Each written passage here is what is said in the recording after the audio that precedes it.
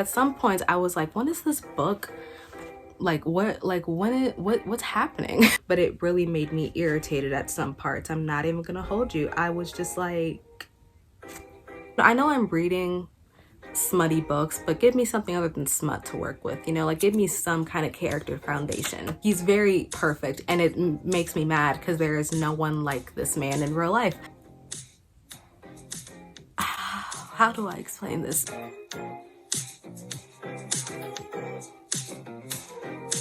Hello everyone, and welcome to my channel. If you are new, if you are not new, welcome back to my channel. My name is Marina, and this video is an entire month overdue. And I'm not gonna bounce around that fact, okay? I know that I'm doing a September and October wrap up a week, not even a week, like a few days before Thanksgiving. Now that we got the obvious out of the way, let's just move forward, shall we? I don't know why I've been putting this off, really. I've been busy, but also what else is really new? It's finally here, I'm finally doing it.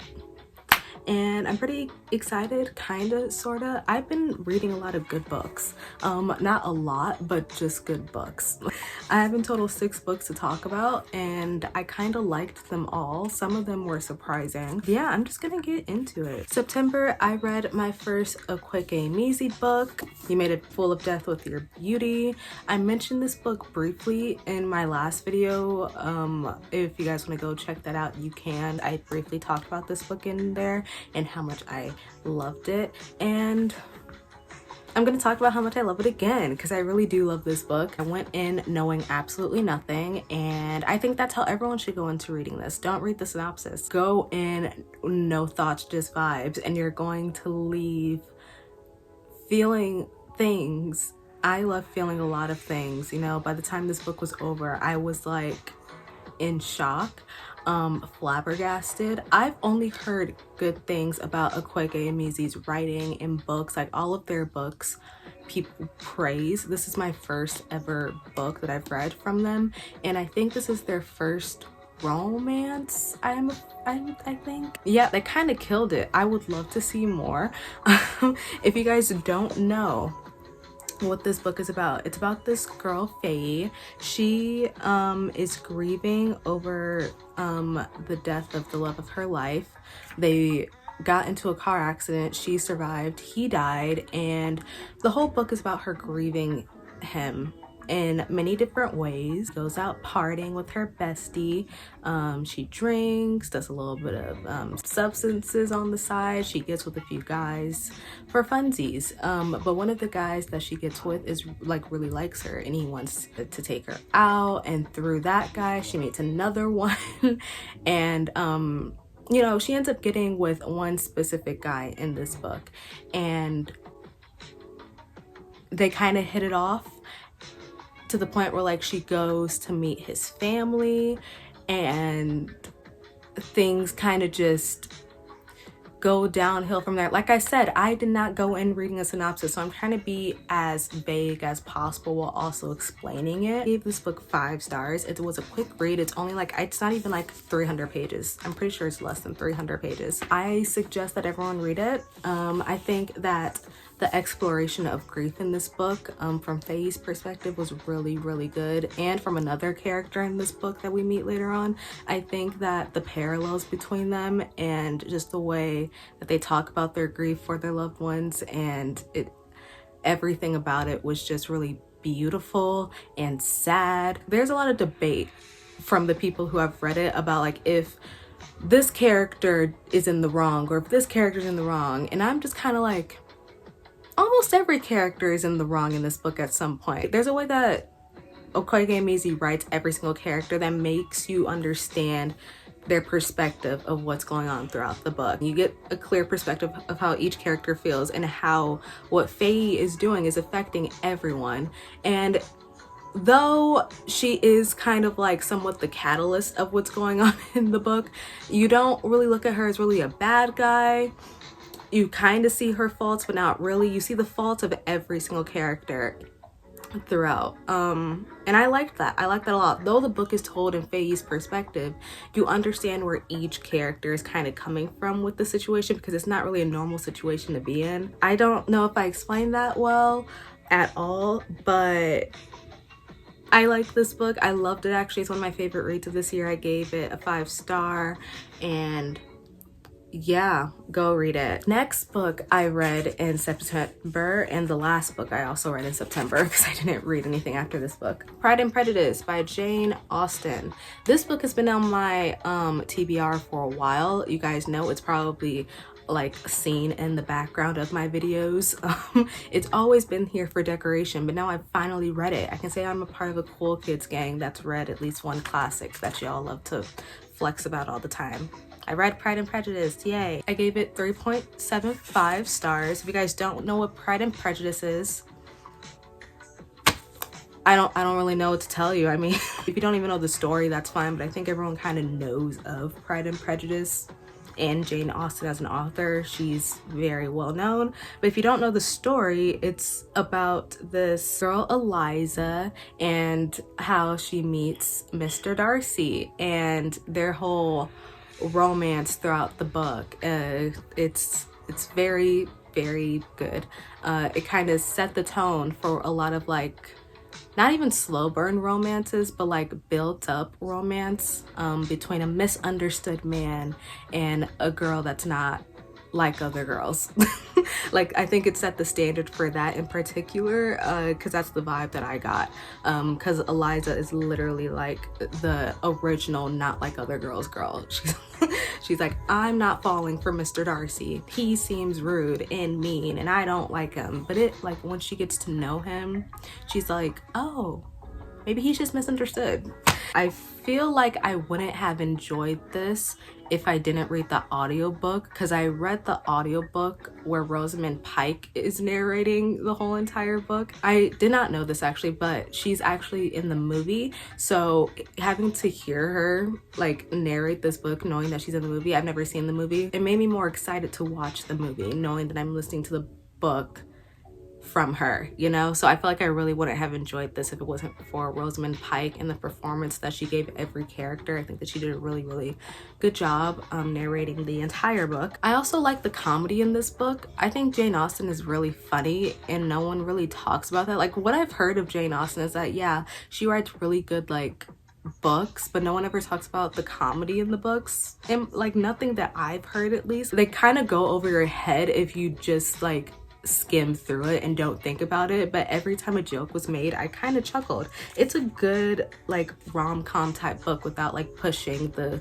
comedy parts of it, you know? Like, the jokes that are made, you got to catch them or else like they fly by. Especially when it came to the banter between Elizabeth and Mr. Darcy, I thought that their banter was excellent. I love a good banter in romance, even if it's in like Old English. The reason why I didn't give it like at least 4 stars was because I would have enjoyed more scenes with Elizabeth and Mr. Darcy in the book, because I feel like we didn't get that many in the book. Their scenes hit very, very hard, but this book is pretty thick, and I just feel like, though like the romance was building throughout the entire book, it was more of like a he said she said thing of characters explaining like to Elizabeth what Mr. Darcy is doing, and people explain to Mr. Darcy what Elizabeth is doing, while the two characters are never really interacting with each other. And I get that it's done on purpose, but it's just, I just wish that we got more scenes with them, because when they finally got together, I was satisfied, but I was also just like, I wish we could have gotten more of them. Like, I don't know if this is true, but like, this is like the original miscommunication trope book, right? Like, this book is based off of soul miscommunication all the way through until the very end. This is the book that started it all, correct me if I'm wrong. So I understand why they wouldn't talk to each other, because like they just didn't know each other or understand each other, but it really made me irritated at some parts. I'm not even gonna hold you. I was just like, I wish I saw more of them together. But that's my only real critique. I love the writing. I like the writing style, which is surprising because I've been putting this off for so long because I'm scared of classics and the classics hive over on BookTok, BookTube that like to think they're greater than other people. Like, I was scared to read a classic, so I was like, if I don't like it, ooh, they're gonna be on my ass. But I liked it, so No one has to, you know, start showing the pitchforks or anything. I liked it. I will be reading more Jane Austen. I don't know which book I'll read next. And I might also be reading the next one that I get as like an audiobook, because I think that's the only way I'll get through books like these. But that's no problem, because I think I liked it in audiobook format. But I don't know if that was because of Rosamund Pike or just because I like reading classics in audiobook format. I guess we'll just have to see. So the next 4 books I'm going to be talking about, I read all in August. First one being the new TikTok sensation book, Icebreaker by Hannah Grace. Now, I found this book like way before I got big on TikTok. Though I know it came out like not that long ago, my friend on TikTok recommended this book as soon as it came out, and she was like building the hype for it at like before it came out, because she heard about it and about the author and about the good representation in it, and so she was building all the hype for it up until it came out. And I don't even think it got much hype when it came out, and then it did, like in September or October. So that's when I finally read it, simply because that's when I had the time to read it. I would have read it all those months ago when my friend was talking about it, but I just didn't have the time. But in October I did, and guess what? I loved it. I loved it so much. I love this book so much. Let's talk about it, because there's a lot I have to say. If you guys don't know what Icebreaker is, it is a college romance. I know, so rare, so very rare. It is a figure skater and a hockey player romance. The figure skater is Anastasia and the hockey player is Nathan. And sunshine boy, grumpy girl, Anastasia and Nathan, they both use the hockey rink to practice for their respective sport. But someone on the hockey team screwed both teams over and somehow ended up like fucking up the hockey rink, the ice skating rink, whatever. So now both teams have to use it at the same time, which means that Anastasia and Nathan's paths cross a lot. And in order to get on her good side, because Anastasia's pissed, like she's very, very upset that she has to share her practice time with meathead hockey players. So she's very angry, and Nathan's like, hey, we need to be friends, or else there's gonna be like a little bit of squabble with both of our respective teams, and I need us to be cool in order for us to, you know, have peace. And she's like, I don't know about all that. But sooner than later, they end up becoming friends and hanging out. She becomes friends with the whole entire hockey team, which is also very cute. I love the friendships in this book. They're so pure. And then her and Nathan become something. There's a lot of layers to this romance, I will say. Like, there is definitely a first, second, and third act, but not in the way that most romances nowadays are. Definitely check the trigger warnings before you get into it, because this book does deal with stuff such as like eating disorders, mental abuse, parental abuse, just like a lot of things involved that both characters go through. So I would definitely check those trigger warnings. But other than that, I love this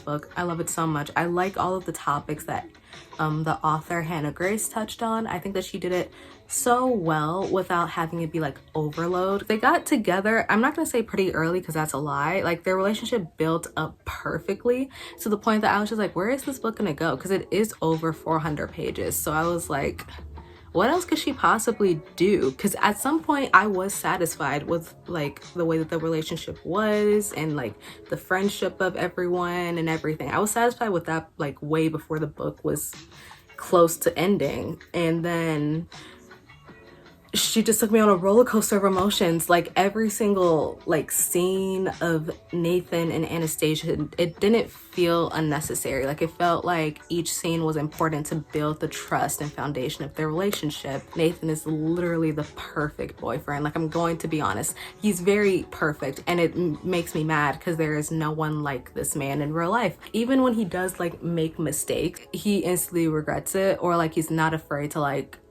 apologize and grovel, and it's so freaking cute.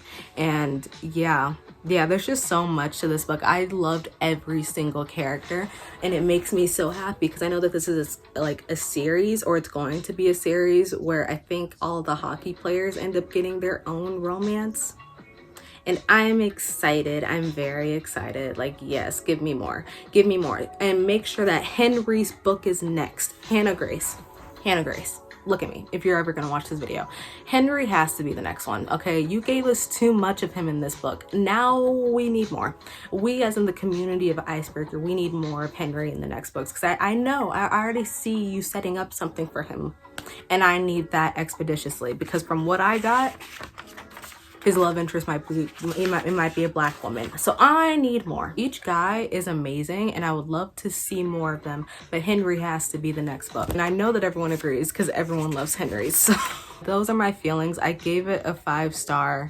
It was great. I would highly recommend it. Highly loved it. So next books that I read in October are part of a series, Ice Planet Barbarians. Yay! Okay, so I read the first 3 books in the Ice Planet Barbarians series. Don't ask me why. I don't know. But I think I had a good time. First one I started in August and I didn't finish until October 25th. So I think that puts you in the mindset. I finished it October 25th. And I got through the other 2 books within like the last 6 days of October. So I was kind of hooked. I wanted to go through these back to back. So I found this book series through Book Talk. And when I heard about it, I thought the people were joking. I did not think this was an actual series that existed. And then I found out that it was. And now, like, I was just like, okay, I'm up for anything. Let's just see. It's about like these girls who get abducted by aliens and they end up getting saved by these blue alien men. And how do I explain this? Basically, the men end up mating with each girl. So each girl gets their book with their respective mate. And you know, each book is about them forming a relationship with their alien mate, and it's very smutty. Like, it's very, very smutty, but it makes for good entertainment. So that's how I got here. I read the first 3. I'm going to talk about my feelings for each one, and you're going to sit and watch it. I will say I didn't give any of these books over 3 stars, maybe 3.5, but I think that's the highest I went, because come on. Let's be serious. So for the first book, I read it just for the smut and the smut alone. I wanted to see why people were into it, and I thought it was okay. You know, I didn't think it was anything profound, anything that will go down in the history books, but it was okay, including the smut. I thought that the smut was okay too. Like, I didn't think anything of it. I like how the men worship their mates. That's great. The last book I read that involved mates, it was Akatar, and the men in those books don't really worship their mates at all. Kind of the opposite. So I was like, you know, we can only go up from here. And I love this. Yes, worship the women that you apparently love. I'm down for that. And I just found it so wholesome. Like, they really did anything and everything to take care of the women who just landed on this planet, don't know where they are. So I like the first book. I kind of set the base for what to expect for the upcoming ones. Kind of did like a lot of info dumping when it came to like what the aliens are, what a Kui is. I'm not gonna go into detail what a Kui is, and just like everything that you needed. So yeah, that's the first book. Gave it 3 stars. Next book, Barbarian Alien. Okay, I gave this 2.5 stars. The girl was fine, so was the alien. I just thought that like the progression of their relationship was very strange.